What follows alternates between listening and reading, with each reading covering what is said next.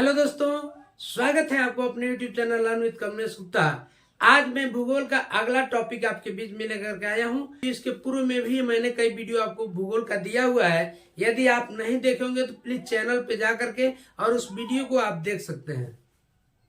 यह वीडियो आपके लिए बहुत ही खास होने वाला है, इसलिए वीडियो को पूरा देखिएगा। आज मैं चर्चा करने वाला हूँ संक्रांति, मकर संक्रांति, कर्क संक्रांति और विषु। साथ ही साथ ये चर्चा करूंगा सूर्य ग्रहण कैसे लगता है, चंद्र ग्रहण कैसे लगता है। ये सारी चीजें मैं आपसे डिटेल में चर्चा करने वाला हूं। साथ ही साथ ये चर्चा करने वाला हूं कि कब कहाँ दिन बड़े होते हैं, कब कहाँ दिन छोटे होते हैं, कब रातें लंबी होती हैं, कब रातें छोटी होती हैं। ये सारे चीज के विषय में आपसे मैं एकदम डिस्कस करूंगा बेहतरीन तरीके से, जिससे जो आपको समझ में भी आएगा। तो इसलिए इस वीडियो को पूरा देखिएगा और यदि अभी नए हो तो चैनल को सब्सक्राइब भी कर लीजिएगा। आइए, जैसे चर्चा करने से पूर्व में हम एक बार पुनः आपको रिवीजन कराऊं। पूर्व वीडियो मैंने बताया है, ये हमारी पृथ्वी है और पृथ्वी क्या करती है, पृथ्वी सूर्य का चक्कर लगाती है।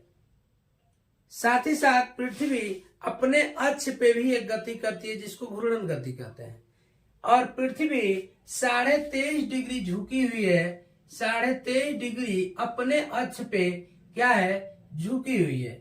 यानी ये है इस तरह से। अब 23.5 डिग्री झुकी हुई है। साथ ही साथ ये क्वेश्चन बनता है, कई बार ये परीक्षा में क्वेश्चन दे देता है कि पृथ्वी अपने अक्ष पे कितने अंश का कोण बनाती है। दोनों में अंतर, बेसिक अंतर समझिए।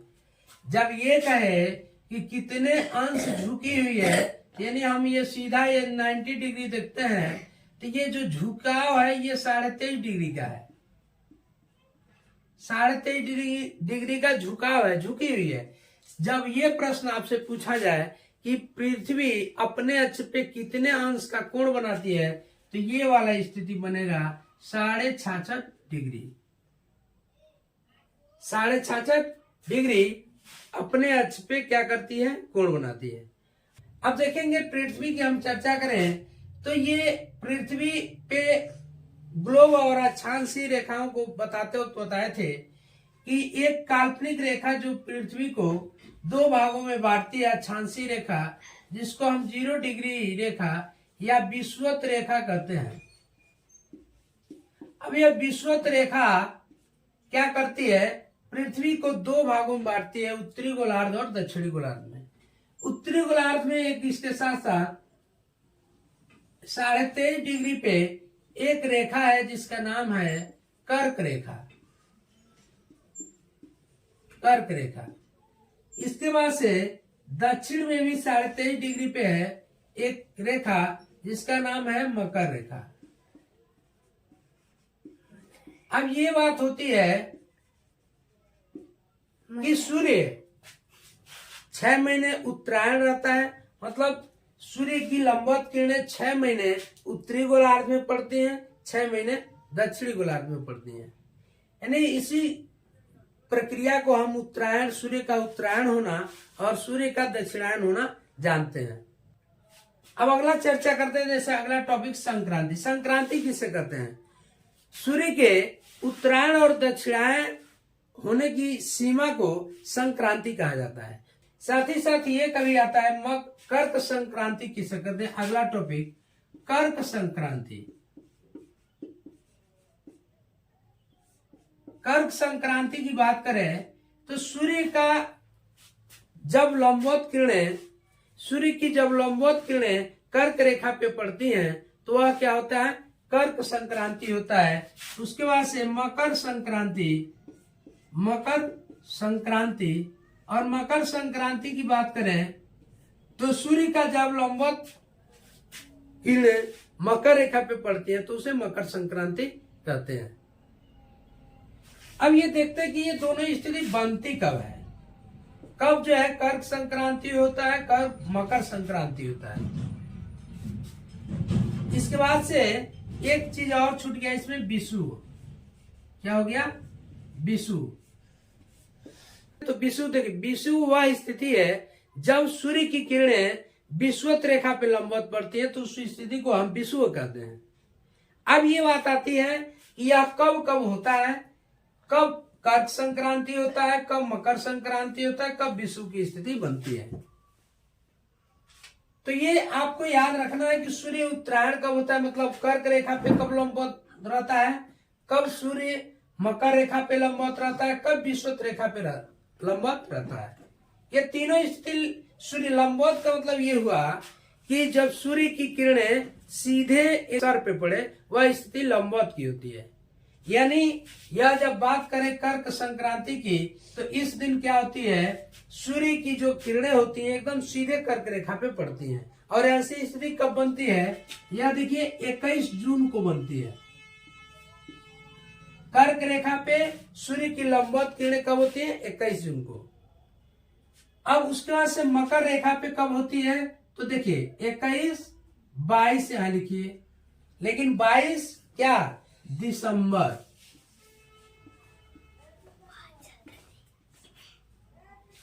इक्कीस जून को कर्क रेखा पे लंबवत होती है, 22 जून को 22 दिसंबर को मकर रेखा पे सूर्य की किरणें लंबवत होती है। अब विषुव इसी दिन क्या होता है, मकर संक्रांति, इसी दिन क्या होता है, कर्क संक्रांति। अब बात करते हैं विषुव को। विषुव की स्थिति देखिए 21, 22, 23 यहां लिख दीजिए। 23 क्या, 23 सितंबर, क्या 23 सितंबर। और 23 सितंबर देखिए विषुव की स्थिति 2 बार बनती है, मतलब यह कि सूर्य की किरणें एक साल में 2 बार विषुवत रेखा पे क्या होती है, लंबवत होती है। अब विषुवत रेखा पे 2 बार कब होती है, एक बार देखिए जब इधर से सूर्य उत्तरायण होता है तब इधर से जाएगा तो एक बार सूर्य की किरण यहाँ लंबवत होगी, यहां तक पहुंचेगा कर्क रेखा तक। फिर कर्क रेखा से जब दक्षिणायन सूर्य होगा तो फिर इधर से जब इसकी किरणें इधर लौटेंगी तो फिर एक बार यहाँ पे पड़ेंगी, यानी स्थिति 2 बार बनती है, एक बार इधर से एक बार इधर से। एक बार जब उत्तरायण होगा तब, एक बार दक्षिणायन होगा तब। तो कब बनती है, 23 सितंबर को और 21 मार्च को। 21 मार्च और 23 सितंबर ये 2 दिन क्या होता है, सूर्य की किरणें विषुवत रेखा पे लंबवत पड़ती हैं। और जब विषुवत रेखा पे सूर्य की किरणें लंबवत पड़ती हैं तो उस दिन क्या होता है, दिन और रात बराबर होता है सभी जगहों पे, इधर इधर दोनों साइड में दिन और रात क्या होता है, बराबर होता है। 12 घंटे के दिन 12 घंटे की रात हो जाती है। अब इसके बाद से बात करते हैं जब कर्क देखिए 21 जून की स्थिति क्या होती है, 21 जून को कर्क रेखा पे सब सूर्य की किरणें लंबवत पड़ती हैं तो इस दिन उत्तरी गोलार्ध में सबसे बड़ा दिन होता है और दक्षिणी गोलार्ध में सबसे छोटा दिन होता है। यानी 21 जून को दिन कर्क रेखा यानी उत्तरी गोलार्ध में दिन सबसे बड़ा होगा और रातें सबसे छोटी होंगी। 22 दिसंबर को दक्षिणी गोलार्ध में दिन सबसे बड़ा होगा और रातें सबसे छोटी होंगी। जब यहाँ दिन सबसे बड़ा होगा तो यहाँ पे दिन सबसे छोटा होगा। आइए अब बात करते हैं सूर्य ग्रहण की। सूर्य ग्रहण कब लगता है, क्यों लगता है, कैसे लगता है, ये चीजें आप देखेंगे। जैसा कि आपको पता है कि ये हमारा सूर्य है और सूर्य के वृत्ताकार कक्ष में पृथ्वी हमारी क्या करती है, परिक्रमा करती है। जब ये पृथ्वी हमारी परिक्रमा करती है ऐसे और अपने जगह पे भी क्या होती है, घूमती है, तो ये देखेंगे सूर्य एक तारा है, पृथ्वी एक ग्रह है, पृथ्वी इसकी परिक्रमा करती है और पृथ्वी का परिक्रमा यानी ग्रहों का जो परिक्रमा करता है उसको हम उपग्रह कहते हैं। तो पृथ्वी का भी परिक्रमा करने वाला कोई न कोई है। कौन है वो, वह है चंद्रमा। यह है चंद्रमा, मून। ये चंद्रमा क्या करता है, पृथ्वी का चक्कर लगाता है। पृथ्वी किसकी चक्कर लगाती है, सूर्य का। और पृथ्वी का चक्कर कौन लगाता है, चंद्रमा। 2 चीज, चंद्रमा किसका चक्कर लगाता है, पृथ्वी का। पृथ्वी किसका चक्कर लगाती है, सूर्य का। तो होता क्या है कि जब यह रोटेट करते करते चंद्रमा पृथ्वी का चक्कर लगाते लगाते इसी कक्ष में ये लगाते लगाते कभी ऐसी स्थिति आती है कि चंद्रमा यहाँ आ जाता है। चंद्रमा जब पृथ्वी और सूर्य के बीच में आ जाता है तो जो सूर्य की प्रकाश हमारे पृथ्वी पर पड़ता है वह प्रकाश नहीं पड़ पाता है। चंद्रमा जैसे कि मान लीजिए कोई लाइट आप इधर जलाते हो और लाइट जल रहा है और सीधे यहाँ बीच में कुछ ला दो तो इधर वाला हिस्सा अंधेरा हो जाएगा। वही यहाँ भी स्थिति बनती है। होता क्या है कि यह चंद्रमा परिक्रमा करते करते कभी कभी ऐसा होता है कि सूर्य और पृथ्वी के बीच में आ जाती है। जब इन दोनों के बीच में आती है तो जो सूर्य का लाइट पृथ्वी पे पड़ता है वह नहीं पहुंच पाता और यही अंधेरा हो जाता है। यानी पृथ्वी पे क्या होता है, अंधेरा। जब लाइट यहाँ नहीं पहुंचेगा अंधेरा हो जाता है। ऐसे स्थिति को ही हम क्या कहते हैं, सूर्य ग्रहण कहते हैं। तो जब कुछ हिस्सों तक उसका लाइट नहीं पहुंचेगा तो उसको हम आंशिक सूर्य ग्रहण कहेंगे और कुछ हिस्से पे पृथ्वी का क्या होगा, सूर्य का किरण पहुंचेगा यानी प्रकाश पहुंचेगा और कहीं पे नहीं पहुंचेगा तो आंशिक सूर्य ग्रहण होता है। क्योंकि पूरा एकदम आगे ढक देता है तो वह पूर्ण सूर्य ग्रहण होता है। ऐसी स्थिति कब बनती है, या ऐसी स्थिति बनती है अमावस्या को। कब बनती है, अमावस्या को। अमावस्या को क्या होता है, सूर्य ग्रहण लगने का चांस रहता है। ये नहीं कि प्रत्येक अमावस्या को होगा, लेकिन प्रत्येक अमावस्या को भी नहीं होगा, लेकिन जब लगेगा तो अमावस्या को लगेगा। आइए देखते हैं चंद्र ग्रहण। चंद्र ग्रहण कब लगता है, तो चंद्र ग्रहण कब लगता है, जब चंद्रमा पे लाइट नहीं पहुंचेगा चंद्र ग्रहण लगेगा। जैसे कि पृथ्वी पे जब लाइट सूर्य का नहीं पहुंचता है तो सूर्य ग्रहण लगता है, ऐसे ही जब लाइट यानी प्रकाश चंद्रमा पे नहीं पहुंचेगा उस स्थिति में क्या होगा, चंद्र ग्रहण लगेगा। कैसे, अब देखिए, सूर्य का चक्कर पृथ्वी लगाती है, पृथ्वी का चक्कर चंद्रमा लगाता है और चंद्रमा जब इसका चक्कर लगा रहा होता है तो ये लाइट यहां से देखिए सूर्य का जो प्रकाश है पृथ्वी पे भी पड़ रहा है और चंद्रमा पे भी पड़ रहा है। यानी चंद्रमा के पास भी अपनी लाइट नहीं है, वो भी जो है सूर्य के ही लाइट से प्रकाशित होता है। तो चंद्रमा सूर्य के प्रकाश को प्राप्त कर रहा है।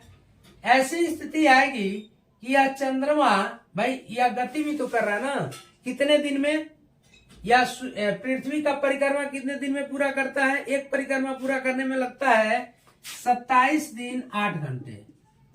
27 दिन 8 घंटे में क्या करता है, ये पृथ्वी का एक परिक्रमा पूरा करता है और अपने अक्ष पे भी लगभग इतने ही दिन में घूमता है, घूर्णन गति भी इतने ही दिन में करता है। अब होता है क्या, चंद्रमा ऐसी स्थिति में घूमते घूमते यहाँ आ गया। ये जो लाइट यहाँ से चंद्रमा को यहाँ मिल रहा है, यहाँ है मिल रहा है, यहाँ है मिल रहा है, यहाँ मिल रहा है, यहाँ मिल रहा है, लेकिन अब इधर आएगा जब तो ये पृथ्वी क्या है, पृथ्वी बीच में आ गई। यानी हम ये कहें कि सूर्य और चंद्रमा के बीच में जब पृथ्वी आ जाती है जिसके कारण चंद्रमा पे लाइट नहीं पहुंच पाता है तो उस स्थिति को चंद्र ग्रहण कहते हैं। अब चंद्र ग्रहण भी कभी कभी पूर्ण चंद्र ग्रहण लग जाता है, कभी कभी आंशिक चंद्र ग्रहण लगता है। कैसे कि कभी कभी ऐसा है कि पूरा का पूरा या लाइट नहीं आ पाता है, पूरा अंधेरा हो जाता है। तो जब पूरा अंधेरा हो जाएगा तो क्या होगा, पूर्ण चंद्र ग्रहण। और कभी कभी ऐसा होता है कि कुछ हिस्सों पे सिर्फ अंधेरा होता है, बाकी हिस्से पे प्रकाश पहुंच पाता है, तो ऐसे स्थिति में हम आंशिक चंद्र ग्रहण करते हैं। अब यह लग कब सकता है, यह पूर्णिमा के दिन लगता है। चंद्र ग्रहण जब लगेगा पूर्णिमा के दिन ही लगेगा। ये भी नहीं है कि प्रत्येक पूर्णिमा को लगे। देखिए एक महीने में एक बार अमावस्या, एक बार ये पूर्णिमा आता है, लेकिन ये प्रत्येक बार नहीं होता है। चंद्र ग्रहण की स्थिति एक वर्ष में अधिकतम 3 बार तक बन सकती है। इस प्रकार मित्रों आपने देखा कर्क संक्रांति क्या होता है, मकर संक्रांति क्या होता है, विषु क्या होता है, कि कहाँ पे रातें लंबी, कब रातें छोटी होती हैं और कब उत्तरी गोलार्ध में दिन बड़ा होता है, कब दक्षिणी गोलार्ध में दिन बड़ा होता है, कब सूर्य ग्रहण लगता है, कैसे सूर्य ग्रहण लगता है, कब चंद्र ग्रहण लगता है, कैसे चंद्र ग्रहण लगता है। ये सारे चीजों को मैंने डिटेल से समझाने का प्रयास किया।